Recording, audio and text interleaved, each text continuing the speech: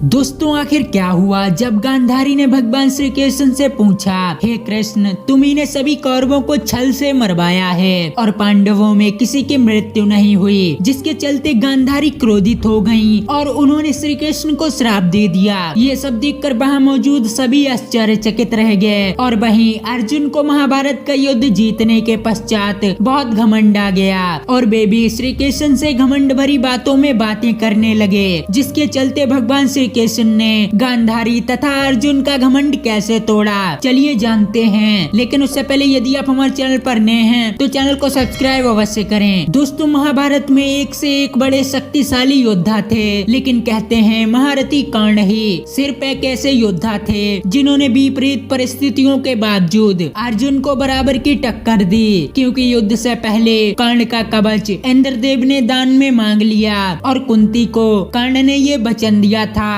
कि वे आपके 4 पुत्रों को नहीं मारेगा, जिसके चलते महारथी कर्ण युद्ध के दौरान बहुत कमजोर हो चुके थे। इसके बावजूद भी कर्ण को मारना असंभव था। युद्ध के 17वें दिन कर्ण ने अर्जुन को बराबर की टक्कर दी, लेकिन तभी कर्ण के रथ का पहिया भूमि में धंस गया और अर्जुन ने कर्ण का वध कर दिया, जिसके चलते कृष्ण और अर्जुन हस्तिनापुर लौट आए। तब गांधारी वहां आ गईं और वे क्रोधित हो गईं। उन्होंने कृष्ण को श्राप दे दिया, जिस तरह मेरे कुल का विनाश हुआ उसी तरह तुम्हारे कुल का भी अंत होगा। और उन्होंने कृष्ण से कहा, सभी कौरवों को तुमने छल से मरवा दिया, लेकिन पांडवों में किसी की मृत्यु नहीं हुई। तब श्री कृष्ण ने बताया, ऐसा नहीं है माता, उसमें एक पांडव भी शामिल था, एक अर्जुन का भी भाई था। तभी अर्जुन हैरान रह गए। तब भगवान श्री कृष्ण अर्जुन तथा गांधारी को बर्बरिक के पास ले जाते हैं। कृष्ण ने बर्बरिक से पूछा, हे बर्बरिक बताओ, कर्ण अर्जुन में कौन शक्तिशाली था और इस युद्ध में मैंने किसको छल से मरवाया है। तब बर्बरिक ने गांधारी तथा श्री कृष्ण को जवाब देते हुए कहा, हे कृष्ण, न कर्ण श्रेष्ठ था न अर्जुन श्रेष्ठ थे।